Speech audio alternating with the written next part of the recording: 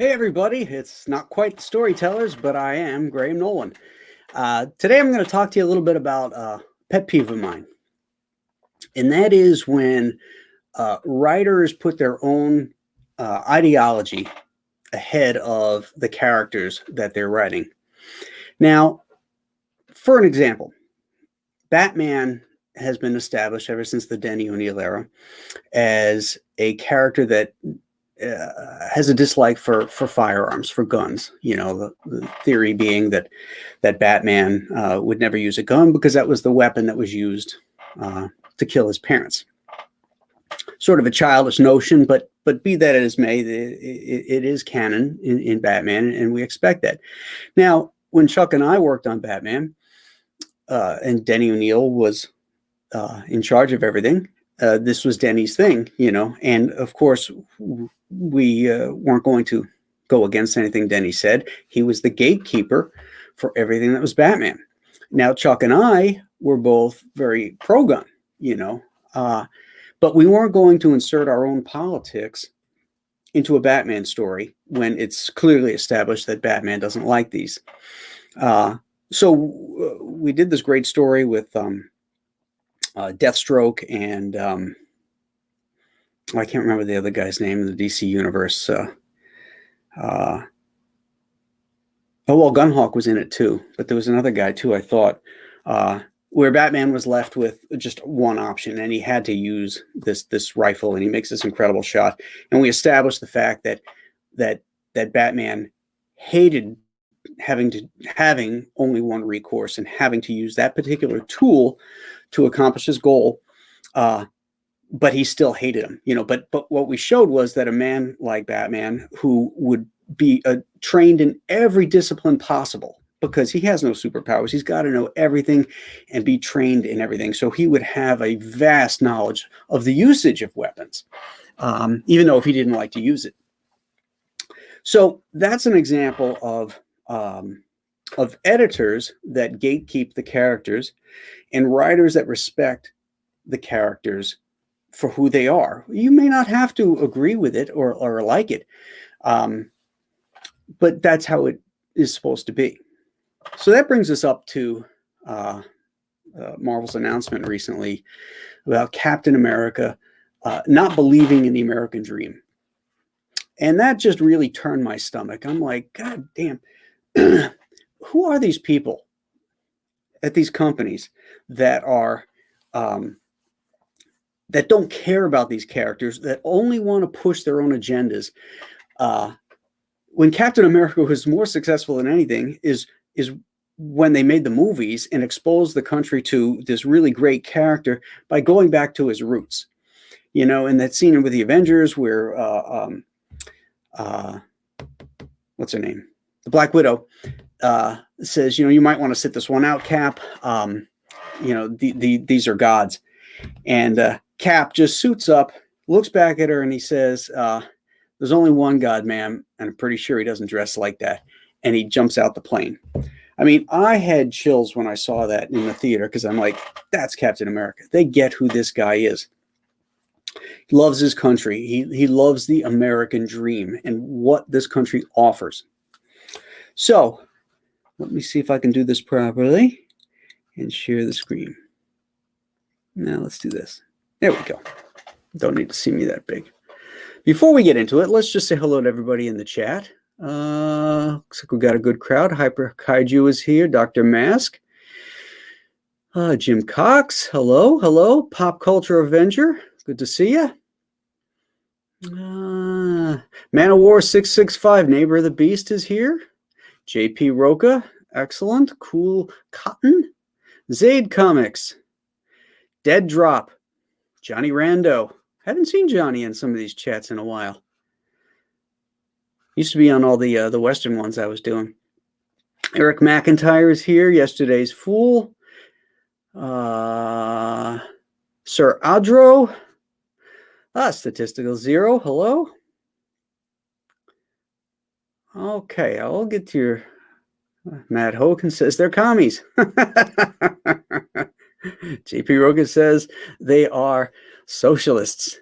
Aaron Lepresti, tell it like it is, brother. Thank you, my friend. Clay Ferdinand. Tom Fink is here. Mike Wilkie. Okay. We got a good crowd in here. So let's look at this. This is the first article. It's been all over the internet, and this is just the first place I saw it with Bounding into Comics. So let's go over this and see what you guys all think. Marvel released this on July 2nd, just right for 4th of July weekend too, you know. Now we start off with this great sequence from Daredevil that was written by Frank Miller and it's drawn by David Mazzucchelli, where you've got this warmongering general and he's glad-handing Captain America, and Captain America interrupts him and he says, he thanks him for his commitment and his loyalty. And then Captain America says, "I'm loyal to nothing, General, except the dream." Ah, the dream, the American dream. And now we have this version, which is coming out shortly, or if it hasn't already come out. "I'm loyal to nothing except the dream." So he's quoting the Frank Miller piece of dialogue, and he says, "I actually said that once." Here's the thing about a dream, though. A dream isn't real. When we wake up, it goes away, and we're left with this yearning inside, like something was taken from us. Really? I don't know. When I dream of something, I don't feel like it's taken from me. I think it sets me on a course to achieve something. If I dream of becoming a success in whatever it is I do, let's say it's this business, I wake up thinking, now how do I achieve that dream? I don't think that it's been taken from me. It hasn't been given to me. At least that's one kind of dream. Okay. But lately, spending my days in this country as the years march on by, I'm starting to think America actually has two dreams and one lie. The first American dream is the one that isn't real. It's the one that some people expect to be just handed to them. And when they get angry, then they get angry when it disappears. When the truth is, it never really existed in the first place. I like all this existential crap. Germans have this neat word, Fernweh. It means a longing for nostalgia, for a place you've never been, or for a place that might not even exist at all. And this is a good one. We have a word for it in the States, Americana. So you can't be proud of your country. You can't possibly think that we have this great place. To this Captain America, dreams are taken away, that they don't exist, as if you don't have to put hard work in to make those dreams exist. This is the white picket fence fallacy that, if we're not careful, becomes nationalism, jingoism. Yeah, they love to always use those phrases, nationalism and jingoism, as if pride in your nation is a bad thing. That dream isn't real. It never was, because that dream doesn't get along nicely with reality. Really? Other cultures, immigrants, the poor, the suffering, people easily come to be seen as different or un-American. The white picket fence becomes a gate to keep others out. We're at our best when we keep no one out. A good dream is shared radically, shared with everyone. Well, I would say a passion is, if you're passionate about something, you should share it and share it radically and share it with everyone. A dream depends on what the dream is. When something isn't shared, it can become the American lie. Oh, so we're not sharing.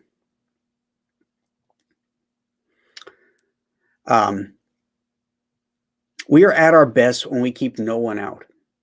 This almost sounds to me like John Lennon's, Communist Manifesto song, Imagine. Imagine there's no countries. Imagine there's no God. This sort of utopian thing. And here they're talking about a white picket fence becomes a gate to keep others out. when we're at our best when we keep no one out. Well, we got to keep some people out. Tell me a country that doesn't have a border that they enforce vigorously. I live on the Canadian border. Try getting into Canada. Try in Texas getting into Mexico. They have rules and regulations. When my people came over from Ireland in the 1800s, there were certain things that had to be met if you wanted to come to this country. They weren't political refugees. Okay, so that's one thing, one way you can get in. The other was, at the time, you had to speak the language. You had to have a skill, and you had to have a sponsorship.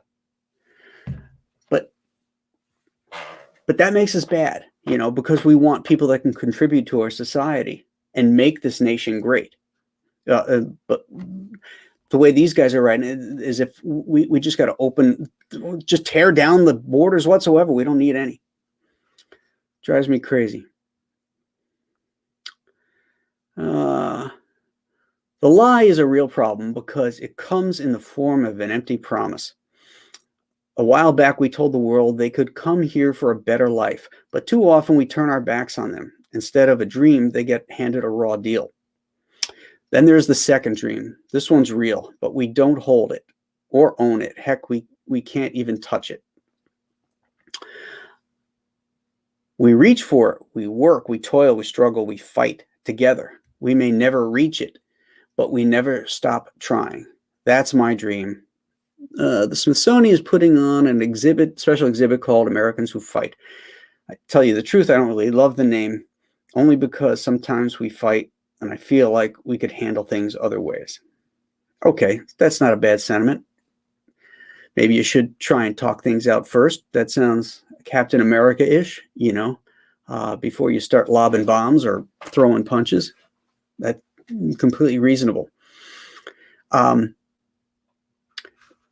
We work, we toil, we struggle, we fight together. That's right, together as Americans. So we have to come together as a country, as a single country, as Americans. And he's absolutely right. The character is absolutely right, and the writer is absolutely right when we come together in like that. But we're so divided. People want to come here, and they don't want to accept America for what it is. They want to take it and make it what they left. And that's not the American dream. And the American dream isn't a promise. The American dream is as Thomas Jefferson wrote, that you have the for your right. What's the word I'm looking for? You have the right to pursue your happiness. Nobody's going to stop you from pursuing your dreams. It takes hard work, to make and realize that. But what the American dream is that it offers everybody that same opportunity. Nothing is handed to you, but nobody's going to get in your way to stop you from becoming whatever it is you want to do. Now, having said that, let's take a look at this. Now, this is from Captain America's Bicentennial Battles, 1976. Now, you can't say, America wasn't under a lot of problems in 1976. We'd just gotten over Watergate. There was a lot of, we just got out of Vietnam, and the soldiers were still coming home. There's still a lot of problems. There were gas lines. The economy was crap. Our military was crap. And so there's plenty of parallels to tough times. And this story was written by Captain America's co-creator, and he also drew it, Jack Kirby. And let's see what this Captain America has to say about the American dream. Well, you know what? I think there's a page before this. Yeah, here we go. It isn't an object, actually. Captain America is looking for something, and they said, "What are you looking for?" And he says, "Well, it isn't an object, actually. Exactly. It's a terrific feeling that we can become strong and smart enough to beat the overwhelming problems which every American has to live with. I'll bet you I can become a superhero if I try hard enough. Sure, we can become like superheroes. Come on, don't be a nut. He's not a nut. You never can tell how things turn out on the road to growing up. What do you think, friend? That's a great line. You can never tell. So in your life, you're going to have hurdles, but know that it's going to get better. If you work at it, it's going to get better. It could happen. We could become a team of superheroes. We can be anything, Captain America. Girls too. And then we go to this page. Yeah, we can be anything we want to. Again, the pursuit of your own happiness. Anything but supervillains. Who wants to be a scary Red Skull or a Doctor Doom? That's pure Kirby Hokum in there. but I love it. It's great. That's America, a place of stubborn confidence where both young and old can hope and dream and wade through disappointment, despair, and the crunch of events with the chance of making a meaningful life. Jack understood there's no guarantees, but you never give up. You work hard. That's the American dream. Sure, my dad says, if I don't become a millionaire, if he doesn't become a millionaire, maybe I can be one. This little guy says, I don't want to be a millionaire. I'm going to find out if I can write good stories and buy a farm with cows and chickens when I make money.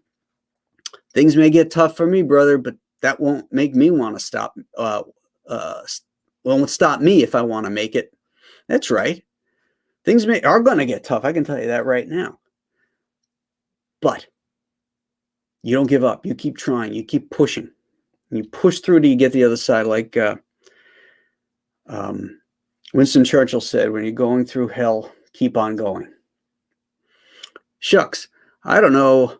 Shucks, I don't know what I want to be, but it's sure going to be fun finding out. I like that little corn porn character there. When I find out, I'm just going to go ahead and be it. 200 years of old thoughts in young minds, 200 years of seeing it through. It is the way of a great country and a great people who stand together against the slings and arrows of a threatening tomorrow. That is the American dream. And that is the kind of things that the character of Captain America stands for. It isn't the real world, You don't have to impart your own political agendas into these characters. These are universal ideas as Americans. These are the things that bring us together, that link us cohesively.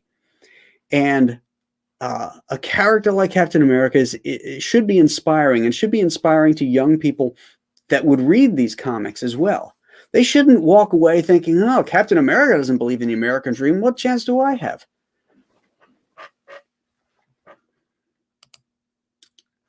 Okay. All right, now we're going to go back to when Captain America was written by and drawn by two World War II vets. Stan Lee.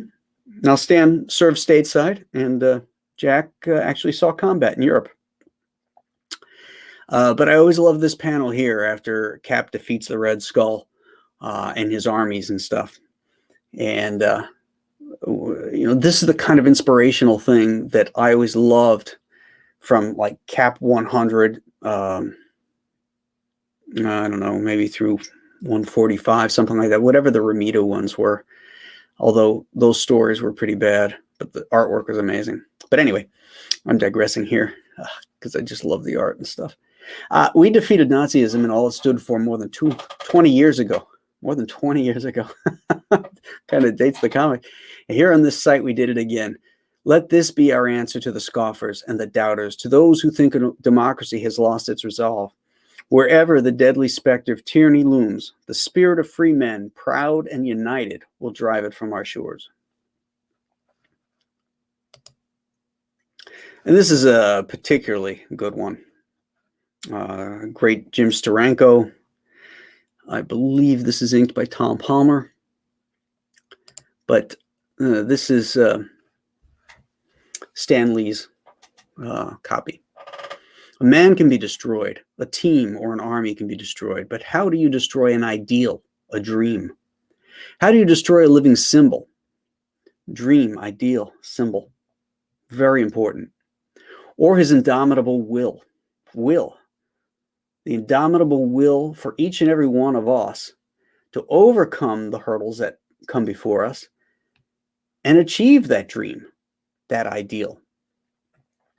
His unquenchable spirit.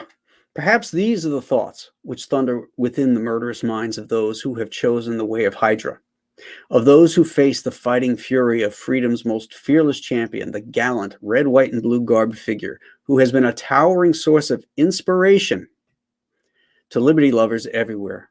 How can the fearsome forces of evil ever hope to destroy the unconquerable Captain America? Now, what would you rather read? That Captain America? Or that one?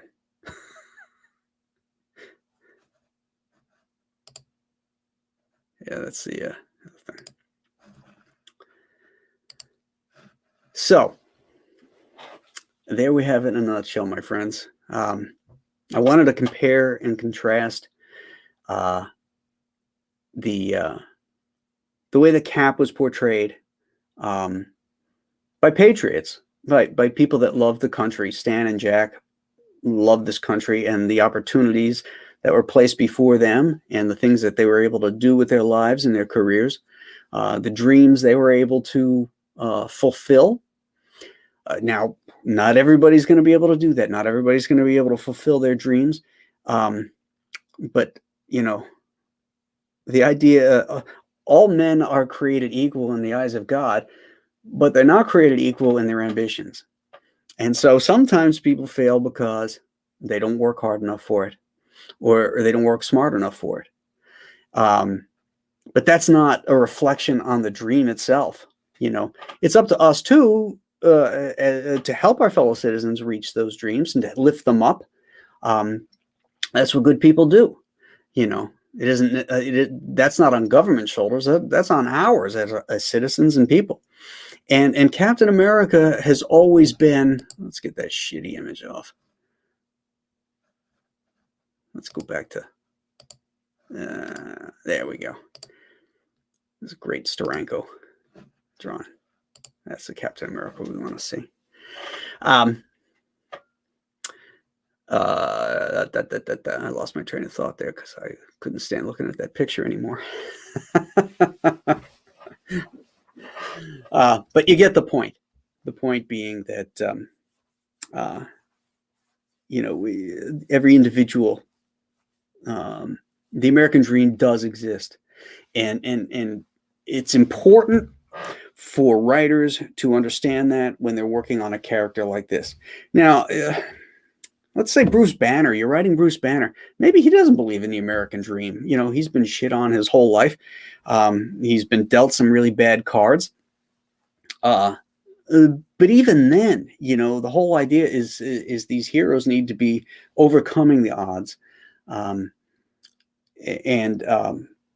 know, I don't think it would wear him down. You know, if he's going to be portrayed in a heroic image, you know, he has to overcome that stuff. And, you know, I think it's just terrible that Marvel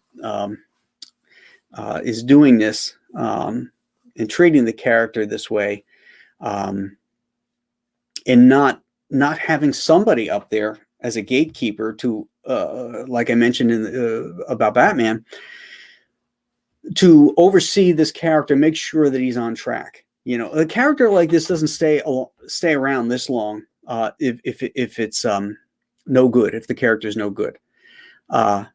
You need to tweak things here and there, but what will make it successful going forward, if you want to increase sales, is to bring it back to its roots, the characters that made them popular in the first place.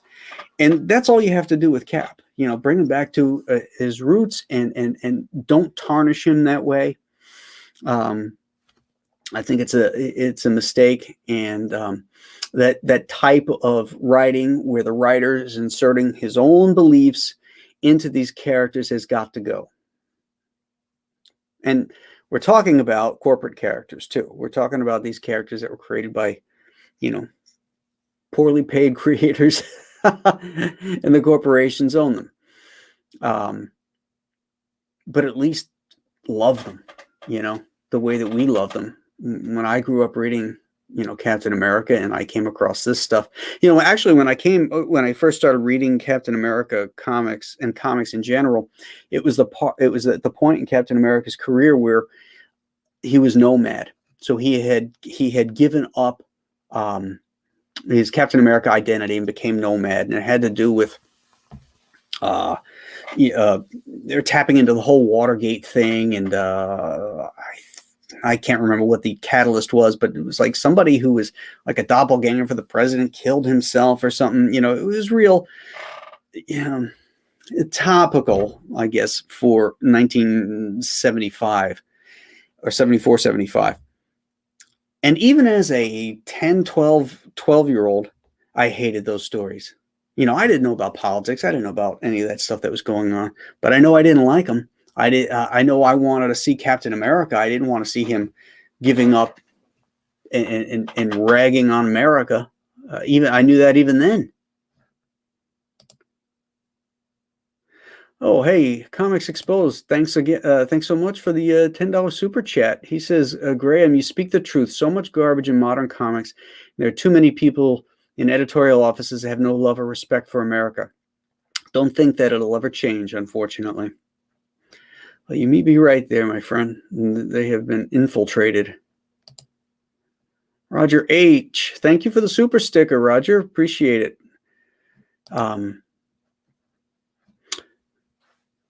Yeah, let's poke in here and see kind of comments we have, if anybody's got any questions or anything that they wanted to say.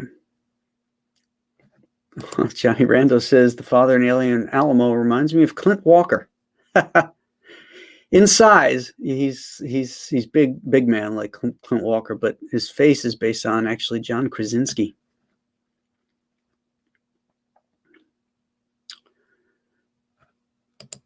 Sir Adro says, I just dragged him away from a great film. Worth it.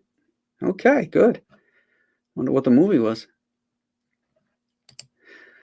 Statistical Zero says he's been thinking a lot about this stuff today. I just read Chuck Dixon and yours Bane stuff. Batman at his best. What great pencil work and writing. Thank you, sir. Having no choice but to use a gun to defend himself is what caused Batman to retire in the Batman Beyond cartoon. Well, he didn't retire in our story.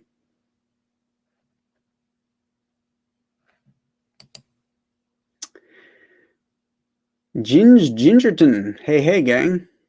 Hello there.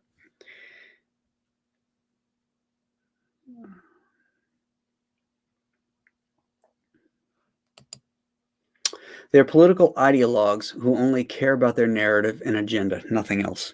And that's the truth. They just can't help themselves. And then they get on social media and really let you have it. Hello, Anne Margaret Lewis. Good to see you. Scripture Snippets. Hello, everyone. Captain America is a man of his time, and modern writers don't care about that. Yes, he is of the greatest generation, where sacrifice and hard work go a long way. In fact, they take you all the way. Hello, Tom Fink. Hello, Mike Wilkie. Let's see what happened here. Wow, a lot of comments here.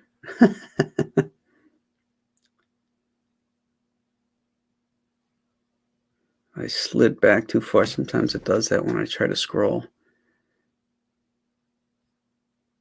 Man, I'm way up.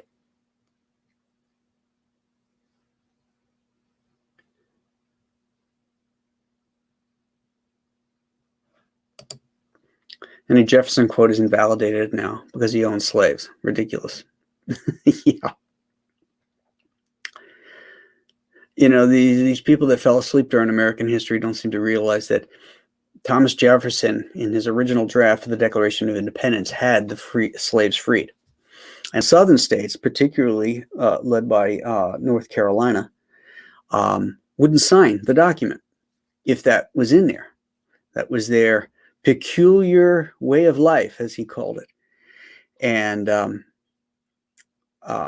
Jefferson had to remove it. Otherwise, the formation of the country would be stillborn. It never would have happened because it had to be unanimous. They couldn't have one of the colonies going off on their own. So it had to be unanimous. And so he struck that from it. The idea being, let's get our country going first and we can fight this battle later.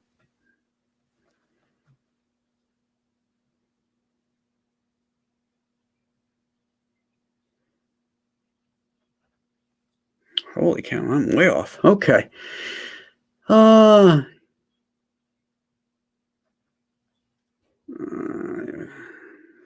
JP says the American dream is something to strive for. Exactly. It's a land of opportunity, not a land of guarantees.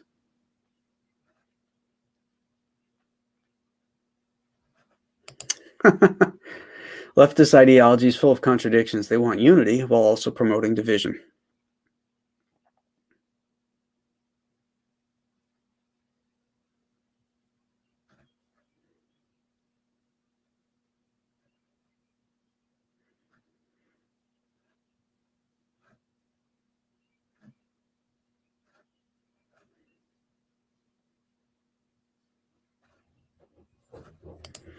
Clay was digging that Kirby page. That's cool. Oh, hello. Got a pumpkin visit here. Hello, girl. Hello. Okay. My basset hound pumpkin.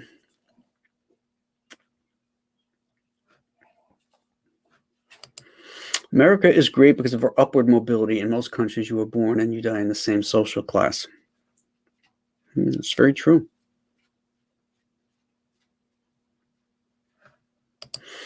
So many comic characters were made by immigrants that love this country. Oh, absolutely. You know, another thing on the whole subject of inserting your own belief system, Superman was created by, two teenagers, Jerry Siegel and Joe Shuster. And there wasn't anything much more American than this Kansas kid, this Kansas-raised alien, who was raised on, Midwestern ideals and love of country and hard work. And their stories reflected that. A few years back, we had a story where Superman renounced his American citizenship. Superman wouldn't do that. Superman's an American, first and foremost. It was America and his parents that were Americans that took him in and saved his life after his planet exploded and gave him hope and gave him everything. And the idea of Superman renouncing his American heritage is just, again, another situation where a writer is trying to make it this one world order, I guess.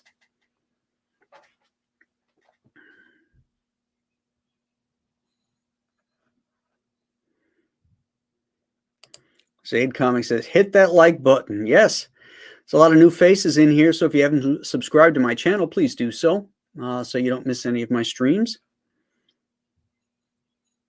I don't do a lot of these like unplanned ones, but maybe I'm going to do more as more and more of the comics industry begins to really tick me off. It's one of the main reasons I went off on my own, to do the kind of comics I love and the kind of comics I promote in these streams that are about something, and that something's entertainment, not about brainwashing or Virtue signaling. I always figure if you got to signal your virtue, you might want to check on that because people aren't seeing it naturally.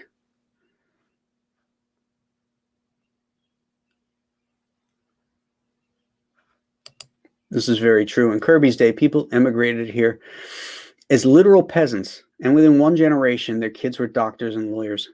That's right. That's the American dream.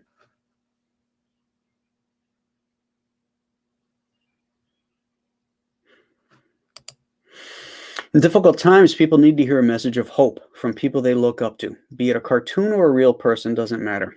Absolutely.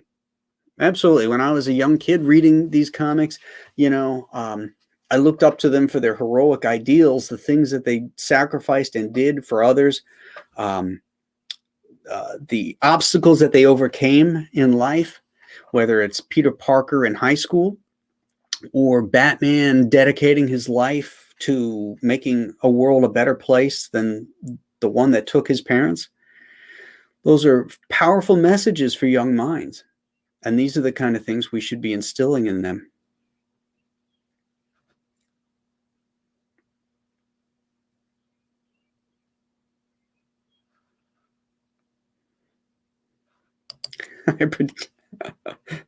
USA, USA.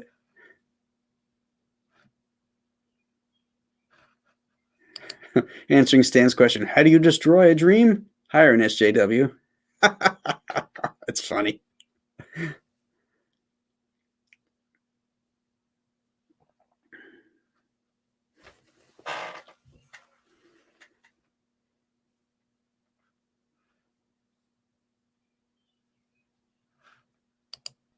The industry hasn't blacklisted Graham. Graham blacklisted the industry. Actually, the industry did blacklist me. I'm just getting even. I'm getting even with the truth.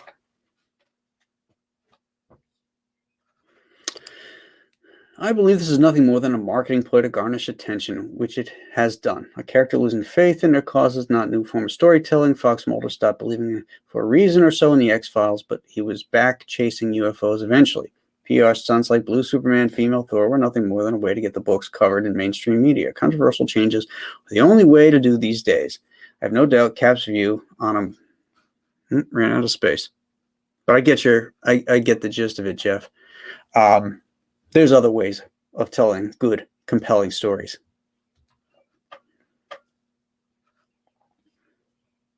And it doesn't have to pander.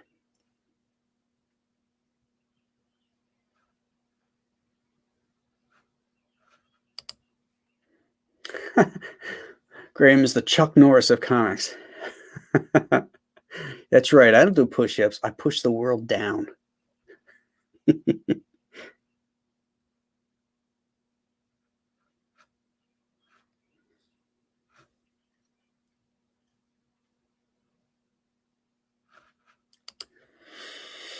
Sir Radro says, I really hope to one day live in the U.S., working my balls off to that end one day.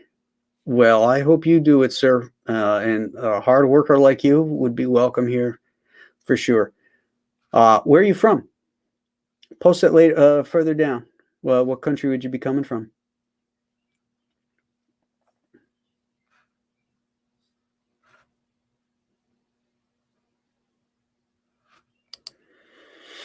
Then and now, Cap is shown to reflect the values and ideals of those writing him. That is why he's now being portrayed as anti-American. Well,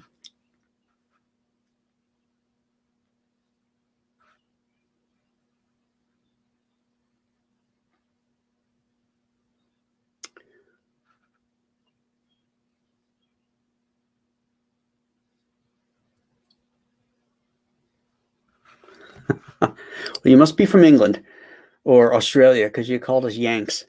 So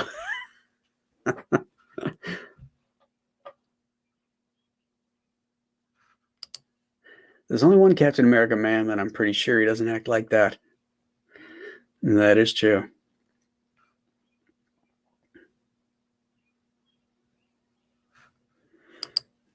Kirby's generation were the kids of people who immigrated from Europe with nothing but the clothes on their back. That's why they were so patriotic and volunteered to fight in World War II.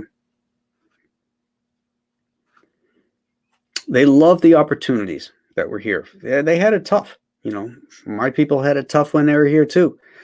But you work hard, you get an education. That part's guaranteed to you. And you can make it.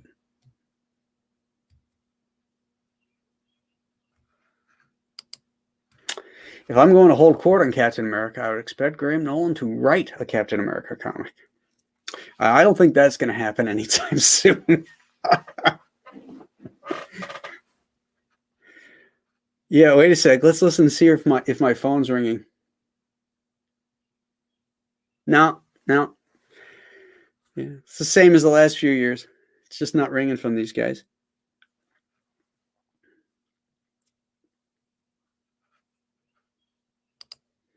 You'd love a Graham Nolan comic book about Captain America, where Captain America is able to defend the weak. Well, you know, it's not like they don't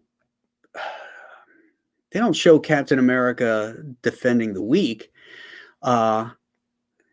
It's almost as if they don't show anybody as being strong either. You know, that they can't just, you know, work hard and do their own and get what they want, you know, by working it out.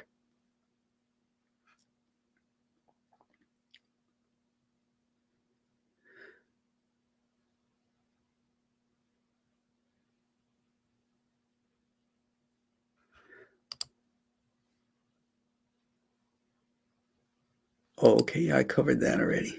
Thank you, Comics Exposed. I'm way behind here. There's so many comments. I appreciate that.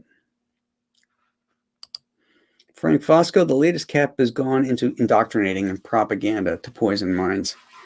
You know, this is also coming on the heels of the whole Captain America, you know, Hail Hydra type of thing, and they tried to retcon that out.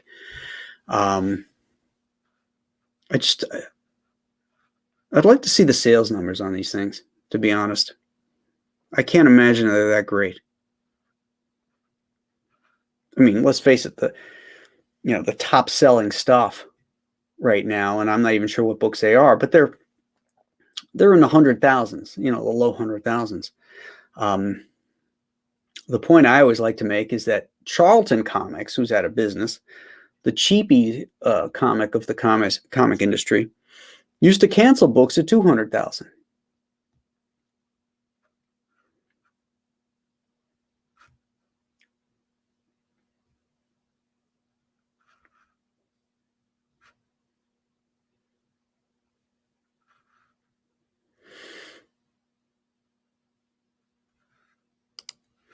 I see 75% of your peers doing this. How does that make you feel?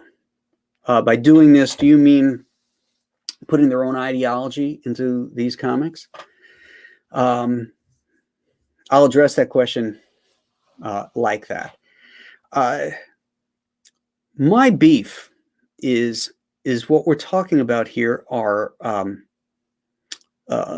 corporate characters that have been around a long time. Now, comics is an art form, and there are no limitations on that as far as I'm concerned.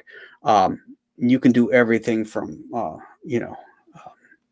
Mickey Mouse to porno, because there's something, if there's a story to tell, it's an art form to tell it. If you have a political agenda or a polemic or whatever it is you want to get across, and you want to create a comic book about that, that's going to tailor to those types of readers, go for it. Do it. Make it. It's your voice. I don't care. I may not buy it, but you're not tailoring it to me. My problem is when we have established characters with many years behind them. We know who they are, and they set about changing them in ways that ruin them from what they used to be and what made them great in the first place. That's my biggest beef. If people want to do political comics, do them. But if they don't sell, that's on you. You know, you've got to own that. You got to own success, and you have to own failure too.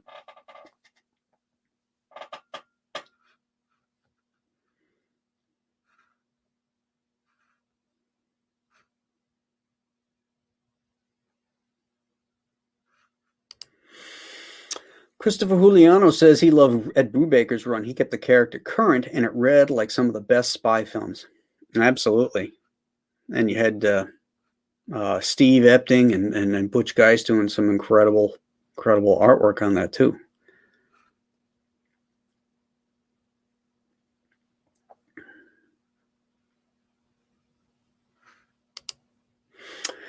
Thank you, Eric, for the super chat. Sorry it's taken me a while to get to it. Being proud of your country is only a problem to those who want to deconstruct it. This is a deep problem that is in many facets of our culture. I couldn't agree more.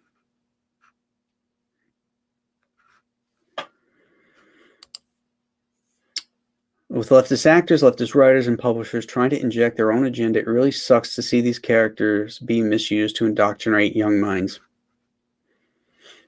I agree with that sentiment, Dave. But the unfortunate aspect is that young minds, per se, aren't reading this stuff. These aren't written for young minds. These are written for their pals and their friends and to get it off their own chests. Young kids, like me when I was 12, probably aren't picking up Captain America, and they certainly aren't picking it up with this kind of stuff. They're supposed to be stewards taking care of the character, not changing the character to suit them. Editors need to be rotated out too. We need Goodwin and O'Neill types back. Yeah. Good luck with that.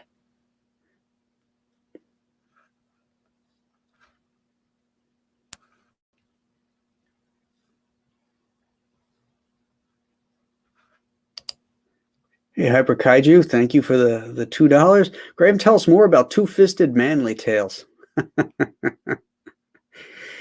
All right, I will.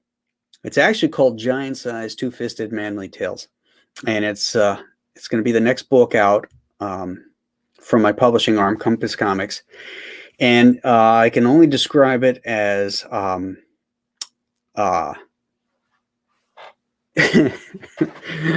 high octane, full-blown testosterone, bloody knuckle storytelling. These are stories about men doing manly things, fighting for ideals and goals, fighting against nature and creatures and animals. The kind of stuff we used to celebrate, the kind of manliness you used to see in movies. Even like the goofy Arnold Schwarzenegger movies, that kind of stuff. I've got a who's list of writers who have signed on, starting with Chuck Dixon, Mike Barron, Bo Smith, Kevin Grievous, and myself. We're going to be writing these tales. And I haven't announced the art teams yet. I'm still lining up some for that, and I will later on. But this is going to be the anti-soy comic. If you give this to an SJW, they'll probably light up on fire. So you'll probably want to have a copy just to hand to them, just to watch them burst into flames.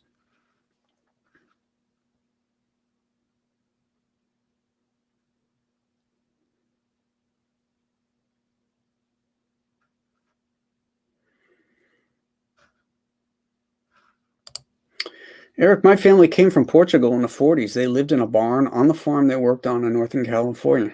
Oh, that's cool. Well, somebody must have come from Ireland, Eric, with a name like McIntyre. My people.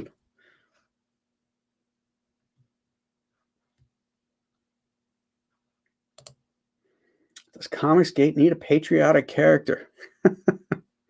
That would be me.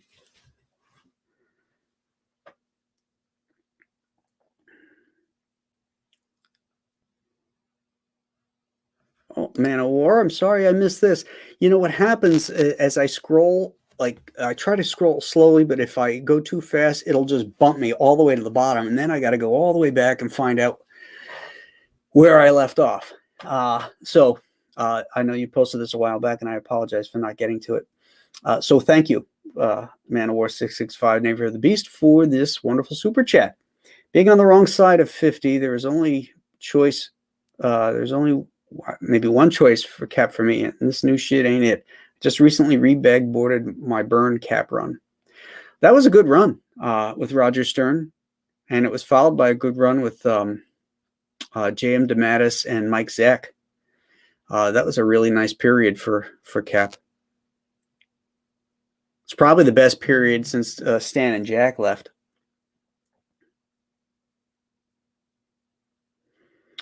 All right, let's see if I can figure out where I was, because a lot of people I missed here.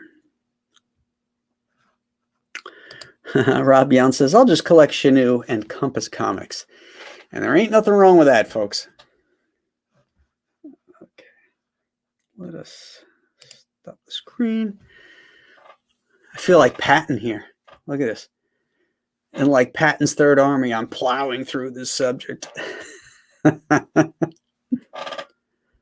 Nobody ever did any good by dying for their country. You let the other poor bastard do that. Okay, here we go. Now I'm back where I was. Oh,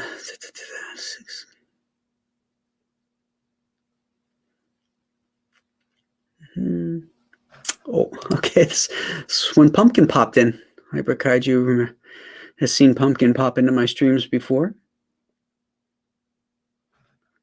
Oh, oddly enough, the Bicentennial Battle comic was reprinted this month.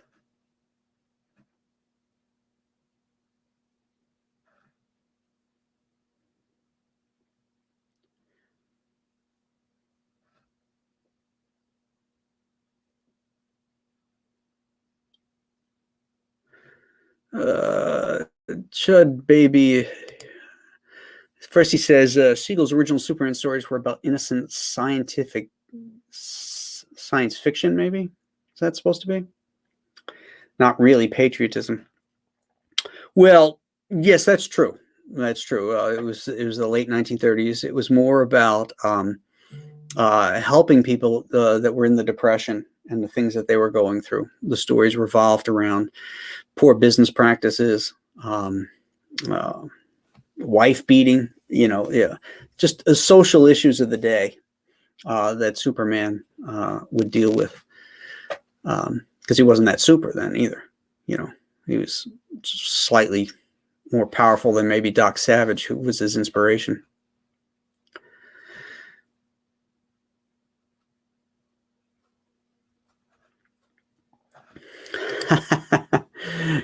Considering the contemporary narrative, canceling Cap was inevitable because a blonde-haired, blue-eyed super soldier signifies to the left nothing but Nazism. That's funny.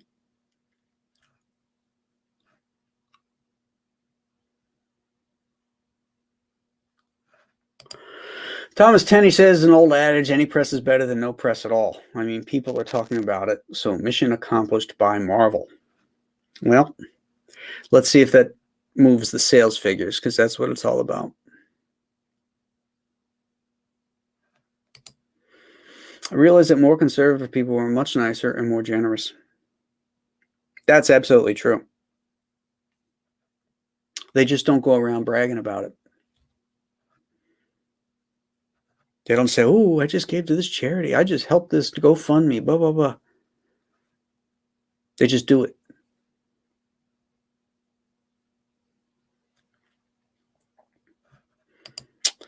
This is a very good statement. All those people who say comics have always been political ignore the fact that comics preached universal truths and not the partisan hollow virtue signals that are found today. Bravo, sir. Well said.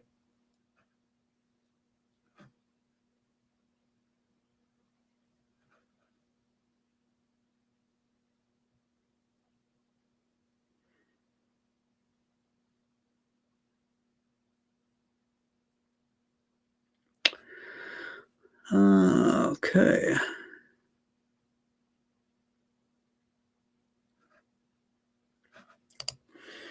I'm saddened sometimes because I have had great conversations with artists and then they changed. Feels as if I lost my heroes. Yeah, sometimes it's not great to meet your heroes.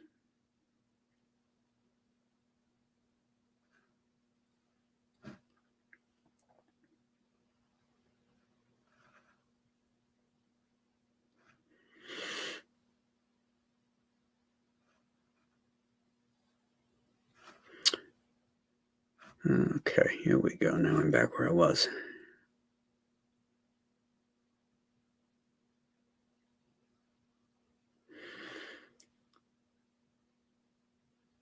Oh, okay. So, yeah, he is from the UK. I got that. Via China, being working here for a few years now. Well, I hope you can get over here, bud.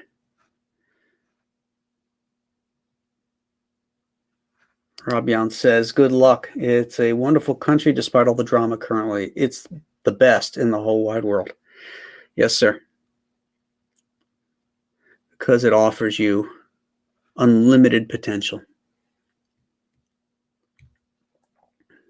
Just don't fall into the trap of thinking that, all of that is supplied by government. It's not. It's supplied by you.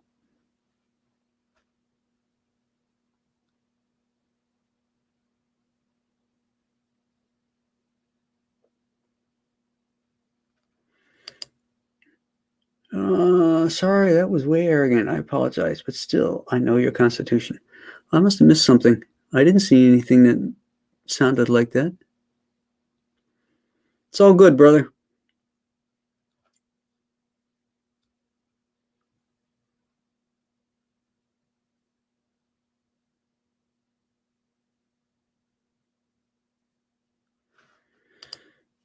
I disagree with that, Tom. Curiosity doesn't make people reach into their wallets, especially nowadays. It's hard to get them to spend it. You've got a generation of people that get stuff for free. It's a monumental effort to get them to actually shell out cash for things. Graham, I saw you with EVS and started reading your Chuck stuff and think you're wildly charismatic. Well, thank you.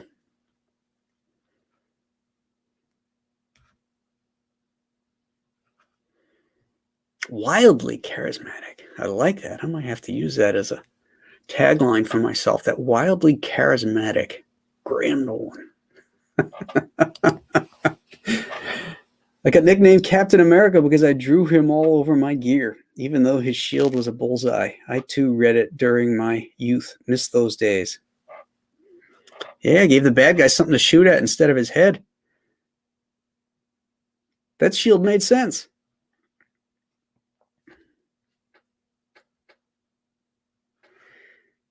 And Rob was in the Marine Corps, and I thank you, sir, for your service to our great country.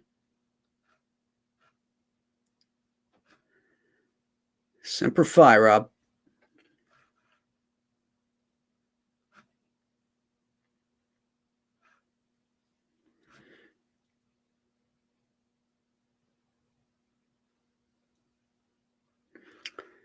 All right, let's see.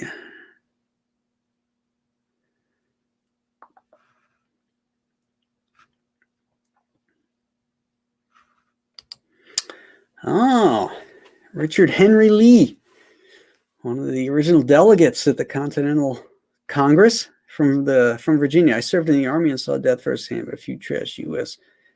make nuclear. Someone to really look at. Google Richard Henry Lee. Well, thank you too for your service, sir.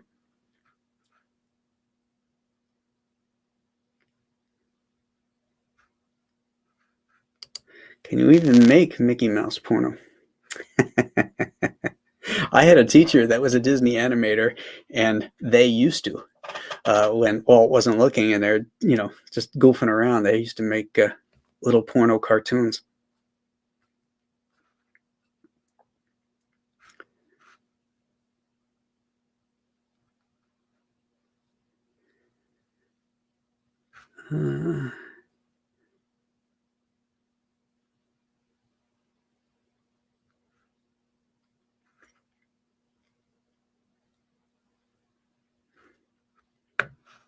Johnny Rando says, I have no peer. I am the king of Comics Mountain.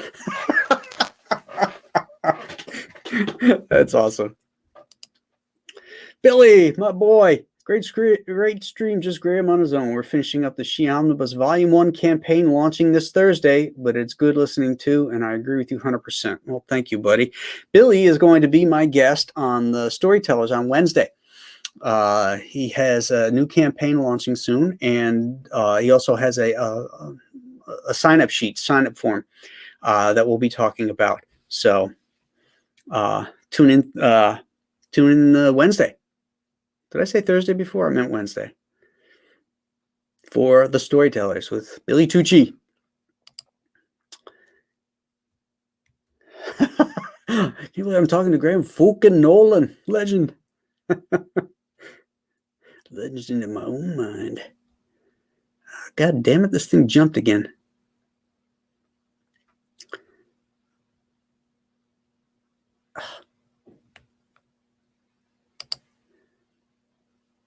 Ooh, it was a super chat too. Thanks, Billy. God,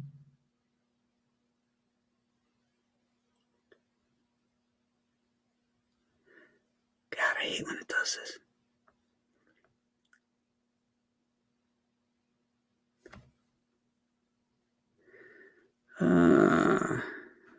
Joe Bernardo says, why is it uncool to be proud of America? This is a major problem with that side of the political table.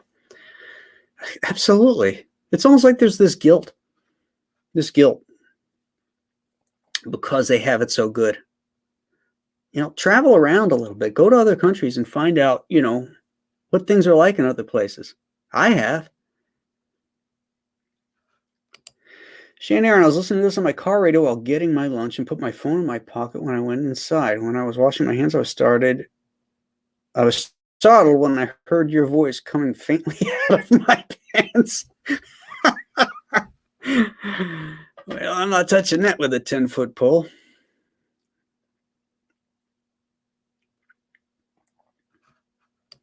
Oh, we already got a backer for you, Billy. Excellent. Passmaster Dan, leather. Oh, he's talking about giant-sized two-fisted manly tails. Leather bound with a fat Cuban cigar. That would be cool. I don't know if I could mail tobacco products or not. I'd have to look into that.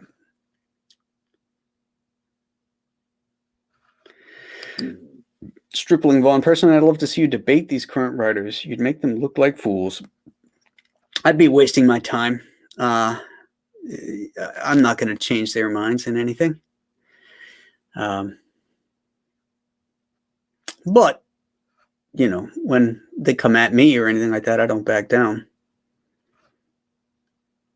Give them both barrels.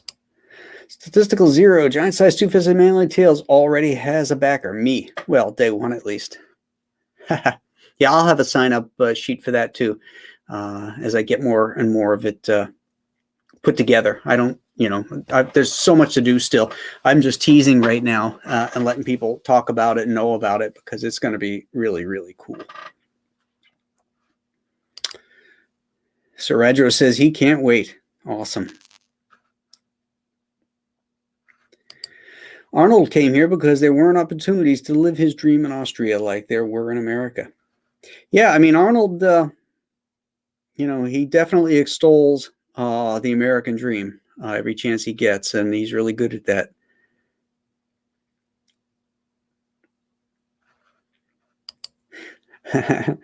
that. Talking about, again, giant-sized two-fisted manly tail. Spontaneously combusting SJWs sounds so sweet.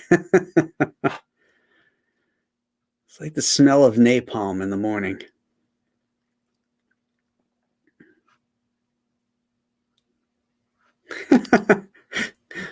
Billy Tucci, hail Mr. T, the Fonzie of Comicsgate. Hey! Just don't jump the shark.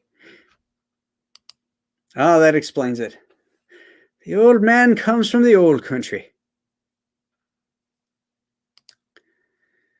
Maybe you're out of focus, Frank. Ever think about that?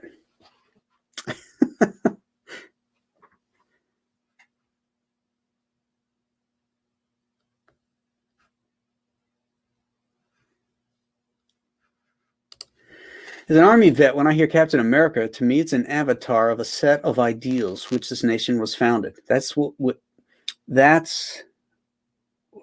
with having no knowledge of comics or its characters. Disgrace that's happening. And thank you for your service, sir.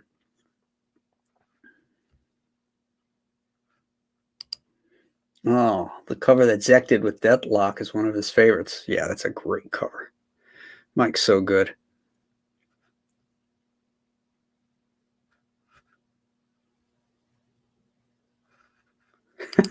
Terrell Wombat says he'd crowdfund an army helmet for me.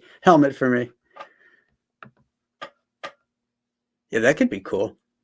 Actually, I want to do something with brass knuckles too, as part of that giant-sized two-fisted Manly Tales.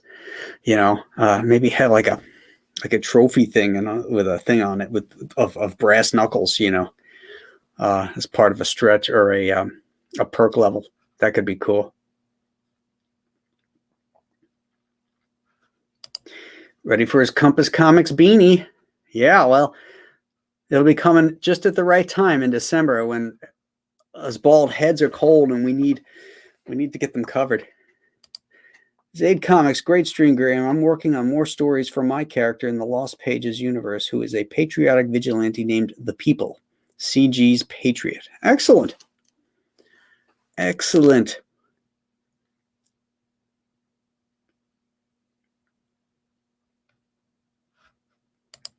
Johnny Randall says he's only a second-generation American. The luckiest day of my life was the day I was born here.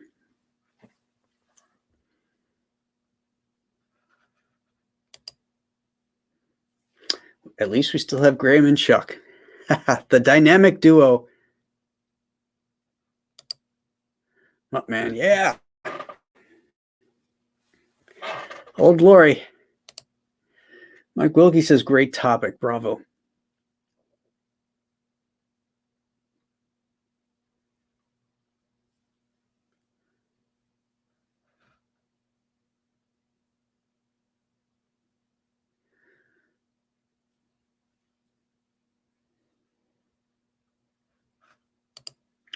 This is interesting. My son is biracial and has more racial abuse from the supposed oppressed folk than is imaginable. He gets called all kinds of names like chink. And Sarajro lives in China. That's amazing. It just shows you, hate is everywhere. It's part of the human condition, if you will. It's terrible, but it's there. It's not unique to America or any other place. There's bad seeds, bad people everywhere. But on a whole, you're much better off here coming to this country and trying to create your life for yourself than going to many countries in Europe.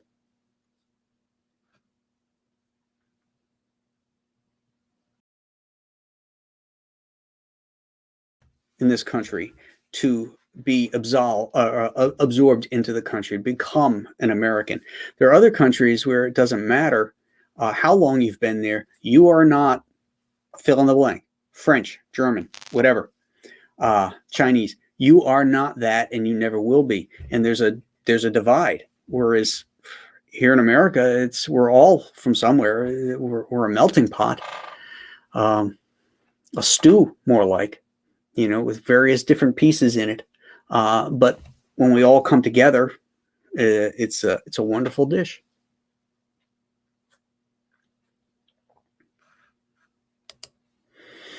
Well, damn well Chuck could write a Patton speech. He was talking to me about a Patton Western when Patton was fighting with, was it against Pancho Villa? Back in the day, which just sounds like pure Dixon.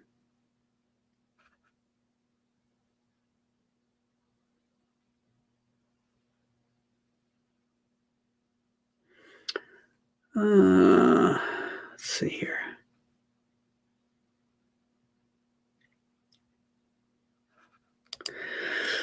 These are the same people that say Bruce Wayne should have fixed that mudhole Gotham with his money instead of beating up mentally disabled people. That's funny.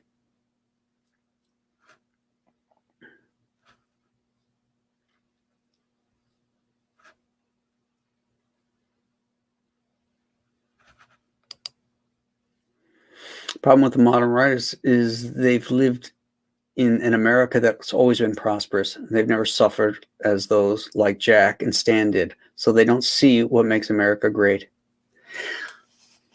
That's there's some truth to that. There's also truth that different generations come up, and as the country becomes more affluent, and the children become more spoiled, and they get everything that they want, and treat $800 cell phones as if they're cheap toys, and are completely replaceable. That they can't understand that suffering and the hard work that's necessary to realize your dreams. And unfortunately, schools don't promote that either. They keep telling you got to go to more school. It wasn't good enough to have a 4-year degree. Now you have to have a master's. And, it just goes on and on. But they don't encourage kids to become welders or cabinet makers or auto mechanics, or better still, teach entrepreneurial skills in the classroom. Let's start with civics and entrepreneurial skills, and teach kids how to make those dreams happen on their own. If you're just book learning about, okay, here's your math, your science, blah, blah, blah, that doesn't teach you how to start a business. And it doesn't motivate you to do it either.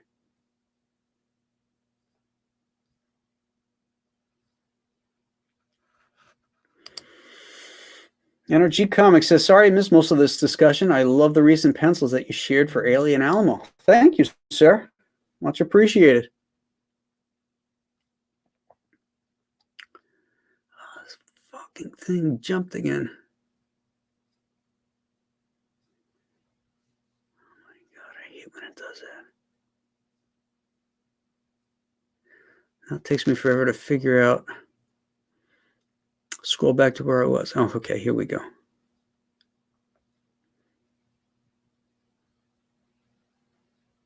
You know what? I wonder if let's see if I do this.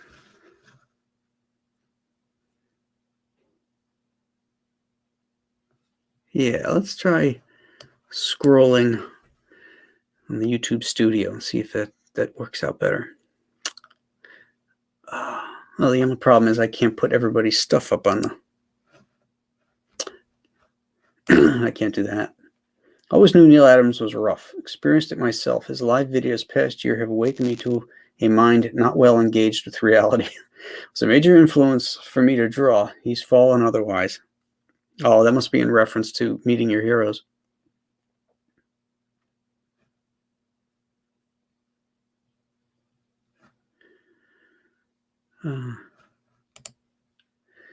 Yes, Milt Neal was one of my teachers, and it was Milt that told me about the little porno cartoons they used to make.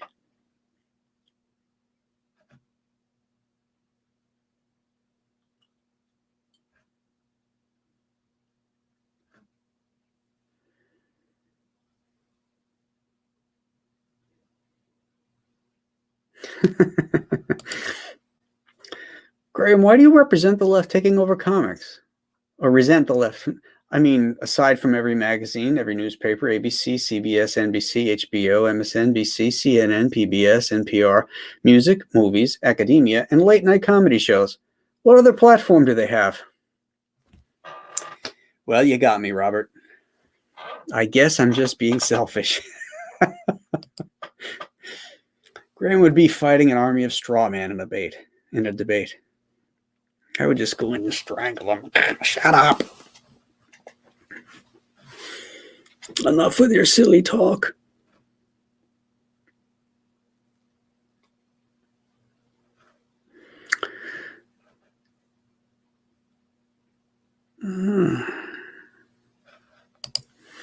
Graham, I met you at a con a couple of years ago. It's great to see that you are unafraid to be patriotic. America is the greatest nation on God's green earth. Yes, sir, man, I agree.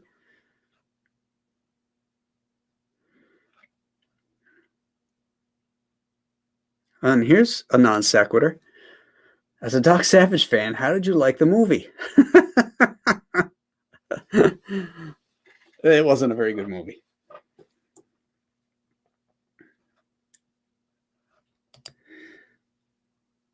Brass knuckles, I'm in. Knuckle duster keychain.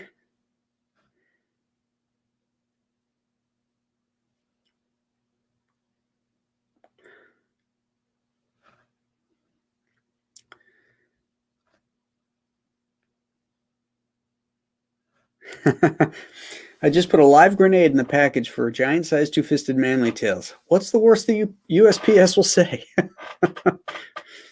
I believe it'll be the FBI that has something to say.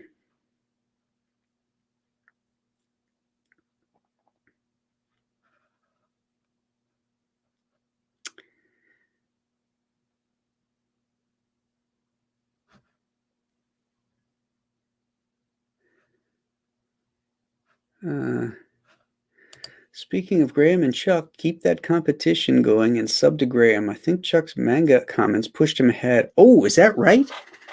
Well, we can't have that, folks. We can't have that. Yeah, get on there and subscribe to this channel, my friends. I can't have Chuck, pulling ahead of me here. I had a nice lead. Well, here we go. Chuck's at 2.81K. Yeah, I'm at 2. I'm not sure what I'm at right now. I don't know if it tells me. I'd have to dig around for it, but I don't want to do that right now.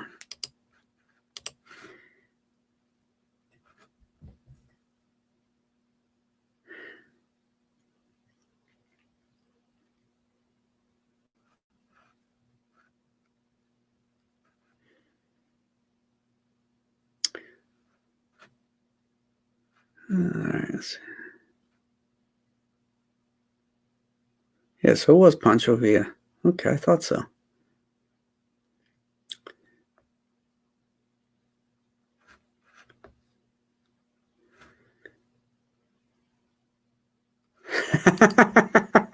Well played, Scott. And speaking of cons, Billy Tucci and the wildly charismatic Graham Nolan will both be at Terrificon. That's true. Yeah, Billy and I will have our annual Graham Nolan Hawaiian shirt and cigar evening.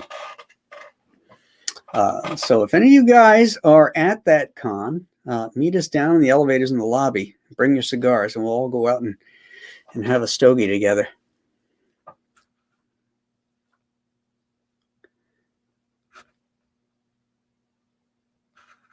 Oh, Stat Zero says I'm at 2.1K.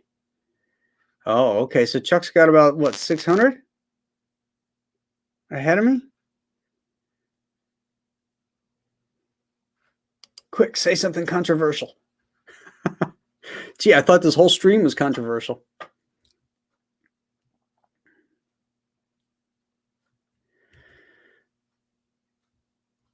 All right. Well, hey, I finally got through all the comments. Actually, I got a Alien Alamo page, the one that I shared the pencils for. I got to finish inking that this afternoon. Oh, we've got one more here. Are you going to be part of the CG crew that's coming to Florida next month? As far as I know, it's not next month. Are you talking about MegaCon? I originally was supposed to be at MegaCon this year, but I was supposed to be there the COVID year, and then it got canceled, and then they moved it to August this year, and I can't make it. So, but I'm scheduled for the one that'll be in the spring in 2022. So next spring I will be there. I don't go smoke cigars filled with pot. Is that okay? Well, I don't know what the rules are in Connecticut, but I guess in New York State it'd be all right.